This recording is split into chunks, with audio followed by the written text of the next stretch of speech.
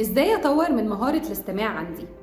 عشان تعالج صعوبة الاستماع هتعمل ده بالاستماع. طيب ازاي؟ المفروض ان انا لو المستوى صعب عليا اختار مستوى مناسب ليا، وده بيبدأ من A1 لحد C2. تاني حاجة، ممكن اعرض الحاجة اللي انا بتفرج عليها او بسمعها بالسبتايتلز، يعني بالكلمات الانجليش بتاعتها اسفل الشاشة. تالت حاجة، ممكن اوقف بعد كل مقطع واعيده مرة تانية لو صعب عليا، وكمان اكرر معاه، وفي نفس الوقت ادور على الكلمات الجديدة عشان اعرف معانيها.